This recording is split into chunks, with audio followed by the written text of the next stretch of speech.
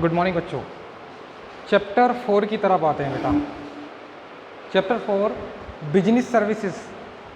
ठीक है, अब एक बात समझनी है हमें कि बिजनेस सर्विसेज क्या होती हैं। सर्विसेज क्या होती हैं? देखो, एक्चुअल में मैं एक एग्जांपल की हेल्प से आपको बताऊं कि मिस्टर ए ये एक बिजनेस चलाता है। ठीक है, अब ये बिजनेस गुड्स परचेज भी करता होगा, है ना, सेल भी करता होगा। यहाँ तक तो बात क्लियर होती है ना। गुड्स सेल परचेज करता है, लेकिन जब ये गुड्स खरीदता है तो यहाँ तक लाने के लिए इसको बड़ी बड़ी चीज़ें यूज़ करनी होती हैं। कैसे? एक तो ट्रांसपोर्ट एक्सपेंस करनी होती है, यूज़ करना होता है ना। और क्या यूज़ करेगा? खरीदने के लिए ट्रांसपोर्ट, गुड्स को लाने के लिए ट्रांसपोर्ट यूज़ की। ठीक है, जब गुड्स यहाँ से यहाँ ट्रेवल किया तो ट्रेवल करते समय रिस्क था कहीं एक्सीडेंटल लॉस ना हो जाए। समझ रहे हैं ना बच्चों? कहीं एक्सीडेंटल लॉस ना हो जाए तो हमने उसका इंश्योरेंस भी करा लिया। ये लो, इंश्योरेंस भी कराया। अच्छा, और क्या किया हमने? जब गुड्स ऑर्डर किया था तो फ़ोन कॉल भी की, यानी टेलीफोन भी यूज़ किया।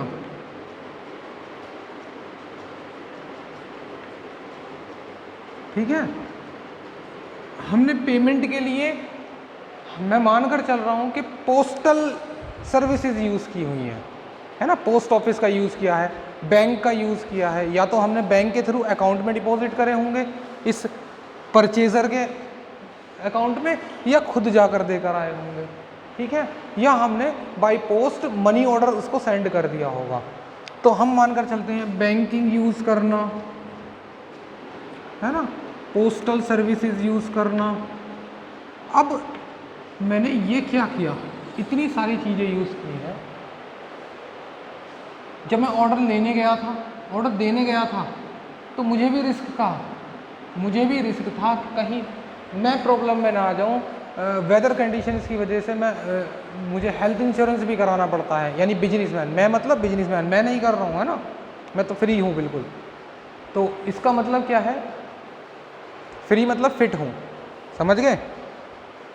तो बिजनेसमैन मोस्टली क्या करते हैं, वो अलग अलग different type of places travel करते हैं, तो उनको डिफरेंट टाइप ऑफ वेदर भी फेस करने होते हैं। मोस्टली केसेस चांसेस बनते हैं कि उनकी हेल्थ में प्रॉब्लम्स आ जाएं, वर्किंग करने की वजह से, ट्रेवल करने की वजह से डिफरेंट अलग अलग कंडीशंस हो सकती हैं।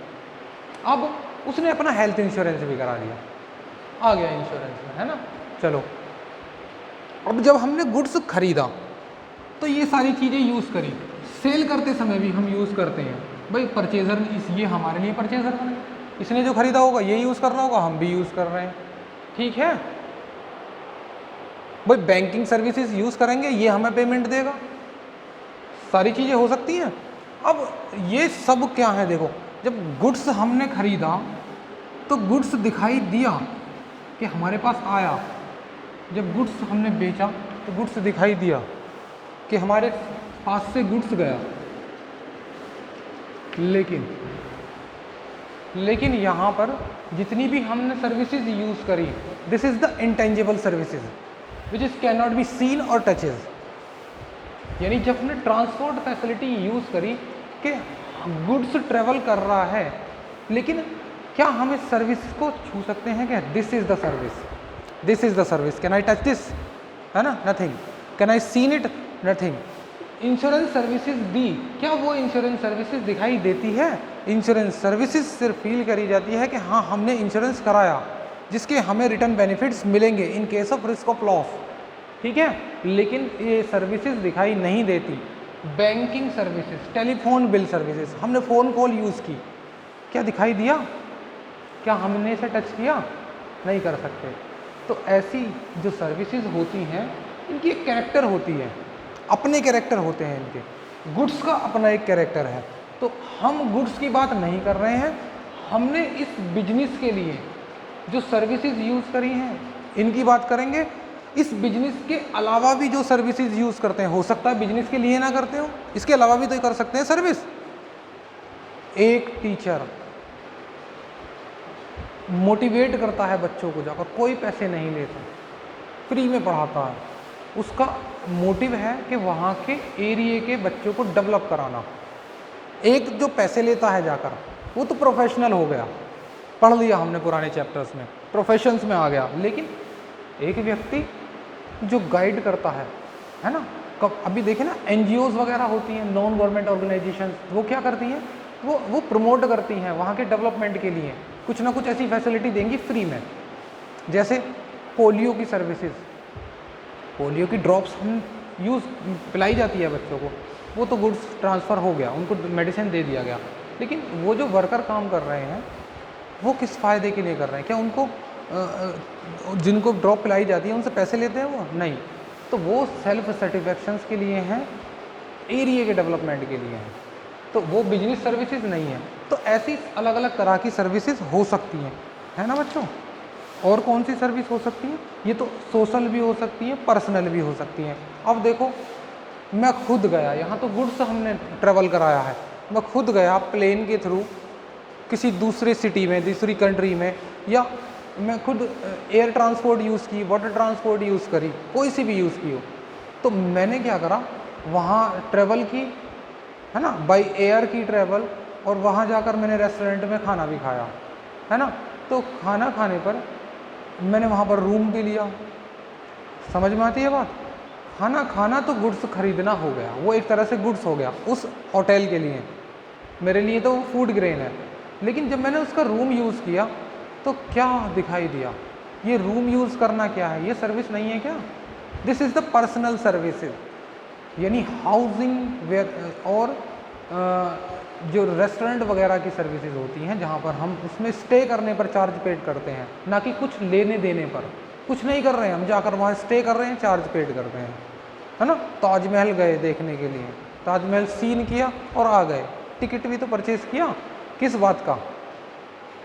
कुछ लेकर आए वहाँ से, कुछ दिखाई दिया, हाँ ताजमहल दिखाई दिया। बच्चों ताजमहल सर्विस नहीं है, उसको देखने का चार्ज लिया है हमने, ताजमहल का चार्ज थोड़ी है, ताजमहल थोड़ी खरीद कर लाए हम, तो हमने देखा। लेकिन वो जो सर्विसेज उन्होंने दी उसको दिखाने की, this is cannot be seen और टच इट, ये सर्विसेज होती हैं।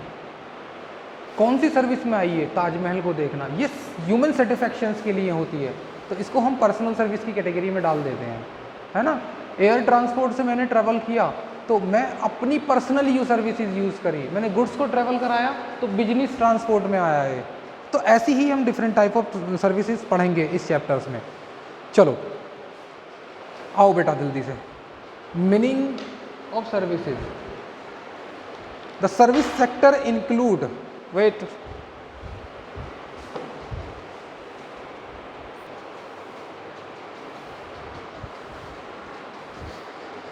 चलो बच्चों, तो हम सर्विसेज की बात कर रहे थे। सर्विस सेक्टर यानी कौन सा सेक्टर? मैं इस सेक्टर की बात कर रहा हूँ।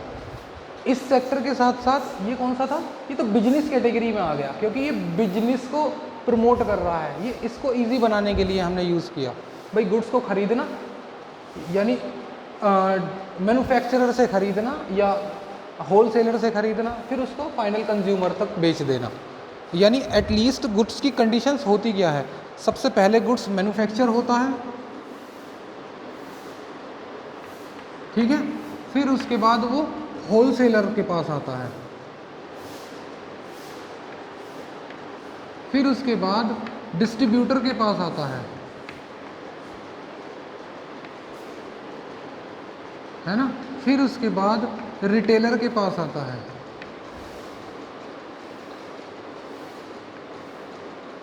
ना, फिर उसके बाद वो फाइनल कंज्यूमर तक पहुंचता है।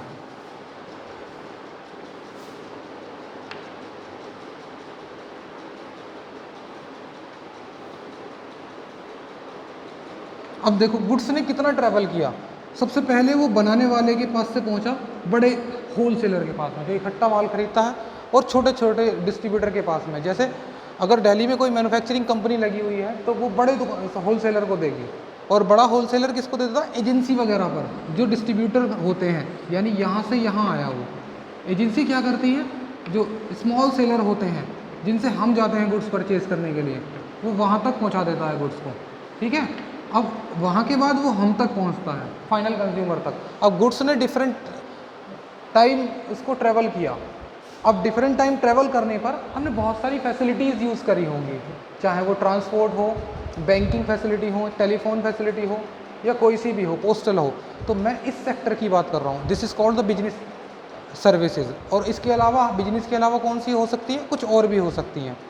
तो हम सिर्फ सर्विसेज की बात करेंगे। तो ये क्या है? Service sector include the commercial firm engage in A banking. कहाँ कहाँ पर एंगेज हैं? बैंकिंग में आती हैं, कम्युनिकेशंस में आती हैं, यानी टेलीफोन वगैरह जो था, ट्रांसपोर्ट होती हैं, इंश्योरेंस होते हैं, वेयर हाउसिंग भी होती हैं। वेयर हाउसिंग क्या होती हैं?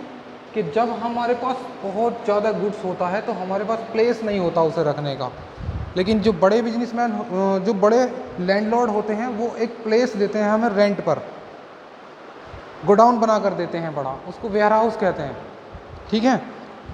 आते हैं इसकी कैरेक्टर फीचर्स क्या क्या होंगे, क्या पहचाने हैं इसकी। Firstly this is the intangible, ये दिखाई नहीं देती है ना, दिखाई नहीं देती। तो क्या होते हैं ये? शक्तिमान होते हैं ये बच्चों, जो दिखाई नहीं देते। यानी सर्विसेज को ना तो हम देख सकते हैं ना ही टच कर सकते हैं। इसके बाद होती है लेक ऑफ होमोजेनिटी। इसमें क्या करना है हमें कि कोई भी सर्विस एक टाइम पर एक जैसी नहीं हो सकती, यानी होमोजीनियस होते हैं, एक जैसे। और इनकंसिस्टेंसी, इनकंसिस्टेंसी का मतलब, कंसिस्ट का मतलब होता है रेगुलर बेसिस होते हैं, ये रेगुलर बेसिस नहीं होते। हर service different type of different होती हैं। बैंकिंग सर्विसेज को देखो तो अगर देखा जाए तो हम एरिया वाइज भी ये डिफरेंट हो सकती हैं, है ना, इनके चार्जेस डिफरेंस हो सकते हैं, इनके जो यूजेस होते हैं वो भी डिफरेंस हो सकते हैं, है ना। देखो कैसे कहते हैं, पहले service are intangible, that is these cannot be seen और टचेज। समझ सकते हैं, we can only feel the service और one can only experience them, है ना, या इनका अनुभव लिया जा सकता है। एक्सपीरियंस दैम का मतलब इनको फील करा जा सकता है, इनको अनुभव लिया जा सकता है। जैसे हमने ट्रेवल करने गए, घूमने के लिए गए, ताजमहल देखा, what is this? This is the experience to see in the Taj Mahal on that time. आकर बातें करते, फोटो खींचते हैं, है ना, तो वो क्या था? वो हमारा एक एक्सपीरियंस था कि हम टूरिज्म प्लेस पर गए और वहाँ जाकर उसको देखा। तो क्या कह सकते हैं? Experience them. We can not be find out the quality of service before the taking it, यानी इसकी क्वालिटी को हम नहीं पहचान सकते जब तक हम इसको यूज ना कर लें। मोबाइल खरीदा, फीचर्स चेक कर लेते हैं पहले ही, लेकिन हमें एक ट्रेवलिंग प्लेस पर जाना है, टूरिज्म प्लेस पर जाना है, तो क्या उसकी उस एक्सपीरियंस को हम पहले ही फील कर सकते हैं? नहीं कर सकते ना, एक्चुअल एक्सपीरियंस को फील नहीं कर सकते। इमेजिनेशन तो कुछ भी हो सकता है। ओके बेटा, हाँ देखो, one can find out the quality only after the experience it's. So supplier must try to offer the good quality, यानी supplier must try to offer the good quality, यानी इन चीज़ों को बेचने वाला जो सेलर होगा उसे हमेशा बेहतर सर्विसेज देनी चाहिए। अगर वो ऐसा नहीं करता है तो इसके जो यूज़र्स होंगे वो भाग जाएंगे, वो किसी और के पास जाएंगे खरीदने के लिए। क्यों? क्योंकि इसको फील करा जाता है यूज़ करने के बाद, और जब हमें रिजल्ट आया कि यूज़ करने के बाद हमारे साथ डिफ़ॉल्ट हुआ है तो हम दोबारा उसको कभी नहीं परचेज़ करेंगे। मोबाइल खरीदते समय हम ये सोच सकते हैं कि सेलर ये कह सकता है कि भाई मैंने तो अपने फीचर पहले ही डिस्क्लोज़ किए हुए हैं, ये तुम्हारी इच्छा थी कि तुम खरीदो मत खरीदो, लेकिन सर्विसेज को नहीं कह सकते। सर्विसेज का तो वेल एक्सपीरियंस तभी लिया जाएगा जब हम उसको एक्चुअल में यूज़ करें। ठीक है, देखो, lack of homogeneity, the service have to perform each time according to demand and expectation of each customer। Her services क्या होती है? डिमांड और उसकी एक्सेप्टेशन के हिसाब से परफॉर्म करती है, करती है नहीं? वाटर पार्क गए हम नहाने के लिए, समझ गए? वाटर पार्क में जाते के साथ ही हमें कौन कौन सी फैसिलिटी यूज़ करनी है, कंबाइंड पैकेज लेना है या single use of water park में हमें करने हैं, तो डिफरेंट टाइप ऑफ एक्सपीरियंस हो सकते हैं। हमारी डिमांड के हिसाब से वो चेंज हो जाती हैं, प्राइस भी चेंज हो जाते हैं। सैटरडे संडे उनके प्राइस अलग होते हैं, संडे अलग होते हैं प्राइस, है ना। जो वीकेंड हॉलीडे होता है उस समय पर वहाँ का चार्जेस अलग होता है। जो वीकेंड ऑन रहते हैं, जहाँ पर ड्यूरिंग द जॉब होता है, उस समय पर उनके प्राइस अलग होते हैं। और जहाँ पर कस्टमर की एक्सेप्टेशन जिस चीज़ के लिए ज़्यादा होती है, वहाँ के प्राइस चेंज हो सकते हैं, उनकी सर्विसेज चेंज हो सकती हैं। कैसे सर्विसेज? बच्चों, हम एक झूले में झूलने के लिए गए, झूला ही होता है सब, लेकिन हर झूले की अपनी एक डिफरेंट क्वालिटी होती है। हर झूले में झूलने का एक डिफरेंट एक्सपीरियंस होता है, चाहे वो देखने में सिमिलर लगें या ना लगें। चलो, for example banking services provide by the nationalise bank. अब देखो, दो तरह के बैंक होते हैं, मैं इसी में ही बताता हूँ कि अम्यूज़मेंट पार्क जितने भी होते हैं सब अम्यूज़मेंट ही होते हैं, एक जैसे ही। सबके पास में रोलर कोस्टर होते हैं, सबके पास में उसके अलग अलग जो राइडिंग सिस्टम होते हैं सभी के पास होते हैं, लेकिन सबके पास जो क्वालिटी होगी वो एक दूसरे से डिफरेंट होगी। सेम बैंकों की बात आती है। बैंक जो होते हैं वो बच्चों दो तरह के बैंक होते हैं, एक जो नेशनलाइज बैंक हैं, ठीक है, और एक जो प्राइवेट सेक्टर वाले बैंक हैं, प्राइवेट लोगों के। तो जो नेशनलाइज बैंक होते हैं वो राष्ट्रीयकरण होते हैं गवर्नमेंट के द्वारा, यानी गवर्नमेंट ने अपनी मोहर लगा रखी है, this is in my own control, यानी गवर्नमेंट कहती है कि ये मेरे कंट्रोल में है नेशनलाइज बैंक, लेकिन ये प्राइवेट लोगों के कंट्रोल में है। अब जाओ आप SBI में जाना, वहाँ की सर्विस देखना, और आप येस बैंक या ICI बैंक में जाना, वहाँ की सर्विसेज देखना। तो ये जो प्राइवेट है ना, SBI तो नेशनलाइज हो गया, और ये प्राइवेट बाकी कौन से, ICI bank, yes bank, HDFC bank, है ना, ये सब प्राइवेट होते हैं। अच्छा, नेशनलाइज बस एक ही है? नहीं बेटा, नेशनलाइज एक नहीं है, there are 29 nationalise bank, 26 nationalise bank, है ना। अब ये डिफरेंट टाइप क्या हुए, नेशनलाइज की कंडीशन अलग थी, वो पढ़ना इकोनॉमिक्स में है उसके बारे में। मैं सिर्फ इतना बताता हूँ कि पहले 14 बैंक का नेशनलाइज हुआ था 1969 के अंदर, उसके बाद गवर्नमेंट ने 6 बैंकों का नेशनलाइजेशन और किया, है ना। मैंने 26 बोल दिए, हाँ सॉरी बेटा, सॉरी, 19 बैंक होते टोटल, मैंने गलत बोल दिए, है ना। पहले 14 बैंकों का नेशनलाइजेशन हुआ, फिर उसके बाद 6 बैंक का नेशनलाइजेशन हुआ, टोटल बैंक होते हैं 20। लेकिन आफ्टर द नेशनलाइजेशन 1969 के बाद 3-4 साल बाद 6 बैंकों का हो गया, टोटल बैंक होते हैं 20। लेकिन 20 बैंक होने के बाद 2 बैंक यानी पंजाब नेशनल बैंक और सिंध बैंकों को एक कर दिया गया बनाकर। तो कितने बचे total nationalise bank? 19 nationalise bank बचते हैं। लेकिन कुछ बुक्स कहती हैं सिलेबस के हिसाब से वो 1-2 ऊपर नीचे कर देते हैं, उनका कहना कुछ और है। यानी एट प्रेजेंट 19 बैंक नेशनलाइज हैं उस ड्यूरेशन के हिसाब से, है ना। यानी गवर्नमेंट ने लगभग 19 बैंकों को नेशनलाइज किया। कौन कौन से? Punjab national bank, state bank, union bank, और कौन सा, सिंडिकेट बैंक, कैनरा बैंक। तो बेटा ये है नेशनलाइज बैंकों की कैटेगरीज में आते हैं। और नेशनलाइज कौन से नहीं होते हैं? ये जो प्राइवेट सेक्टर वाले होते हैं ये नेशनलाइज नहीं होते, दोनों की सर्विसेज अलग होती हैं। बाकी डीपली पढ़ना इकोनॉमिक्स में जाकर इनके नेशनलाइज के बारे में। अब देखो इन्वेंट्री, हमने गुड्स इकट्ठा खरीद लिया, आज डिमांड ज़्यादा है, हमने और एडवांस खरीद लिया, कल को और ज़्यादा होगी। सर्विस एडवांस खरीद सकते हो कि एडवांस इंश्योरेंस करा लो, एक की जगह 6 इंश्योरेंस करा लो? नहीं हो सकता बेटा। एक गुड्स का इंश्योरेंस अगर आपने डिफरेंट टाइप ऑफ कंपनीज से करा भी लिया तो कैंसिल हो जाएगा। टोटल इंश्योरेंस की वैलिडिटी, अगर एक हमारे पास की गुड्स की कीमत है 1 लाख रुपए, तो हम उसका इंश्योरेंस एक लिमिट से ज़्यादा, 1 लाख से ज़्यादा नहीं करा सकते। यानी रिस्क ऑफ लॉस जो रिकवर होगा, लॉस ऑफ रिकवरेशन होगी, वो 1 लाख से ज़्यादा कभी मिलेगी ही नहीं, चाहे हम 50 इंश्योरेंस करा लें। क्या फ़ायदा फिर? एक ही कराने का फ़ायदा है। यानी हम इंश्योरेंस को, ये जो सर्विसेज होती हैं इनको स्टोर नहीं कर सकते। इन्वेंट्री का मतलब स्टॉक। स्टॉक क्यों? जब हम किसी गुड्स को स्टोर करते हों, वो स्टोर में पड़ा हुआ गुड्स कहलाता है स्टॉक। क्या सर्विसेज को स्टॉक कर सकते हो? कि आज दिल्ली जाना है और टिकट लेने हैं, टिकट लेकर रख लो 15-20 दिन के एक साथ, है ना? नहीं कर सकते। आगे देखो, नेक्स्ट आते हैं नॉन ट्रांसफरेबिलिटी और इनस्पेरेबिलिटी। हम इनको ट्रांसफ़र नहीं कर सकते। अगर टिकट मैंने लिया है ना एयर ट्रांसपोर्ट का, तो मैं ही जा सकता हूँ, उसमें कोई दूसरा नहीं जा सकता। अगर बैंकिंग अकाउंट में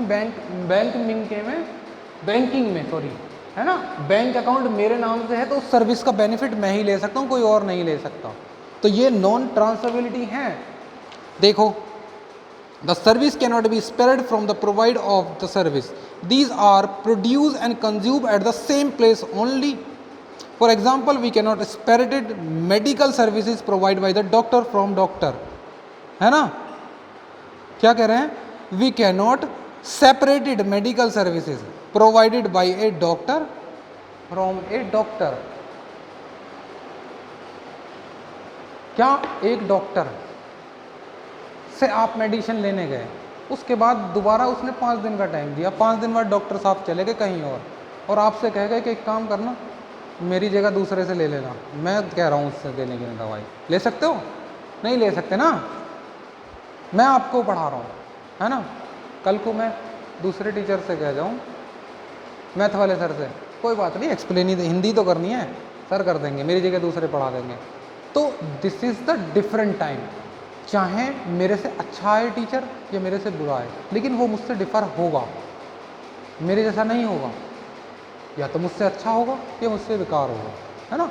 उसका टेस्ट ऑफ टीचिंग अलग होगा, मेरा टेस्ट ऑफ टीचिंग अलग होगा, ठीक है? तो ये सर्विसेज ट्रांसफरेबिलिटी नहीं हो सकती। कस्टमर पार्टिसिपेशन और इन्वॉल्वमेंट, और कस्टमर पार्टिसिपेशन देखो, to experience service the participation of the customer is essential. इसमें कस्टमर का पार्टिसिपेशन होना जरूरी है। यहाँ गुड्स सेल करा जेड को, जेड खरीद लेने जाए ना जाए, किसी और को भेज दे, हैं? लेकिन सर्विसेज के केस में क्या होगा? वहाँ तो कस्टमर को इन प्रेजेंट वहाँ पर रहना पड़ेगा, उसका पार्टिसिपेशन होना ज़रूरी है। ठीक है बच्चों, देखते हैं आगे हम क्या करें। मैंने इसका इंट्रोडक्शन में बहुत ज़्यादा टाइम यूज़ कर दिया, इसलिए ताकि जब हम चैप्टर को आसानी से कवर कर सकें, है ना?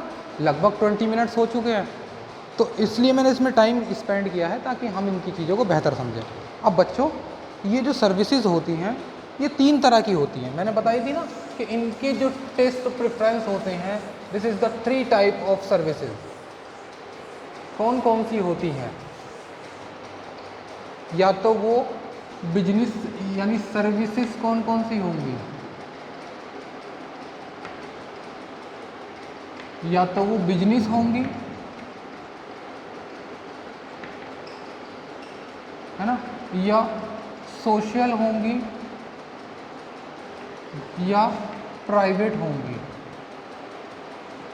ठीक है? बिजनेस में कौन कौन सी थी?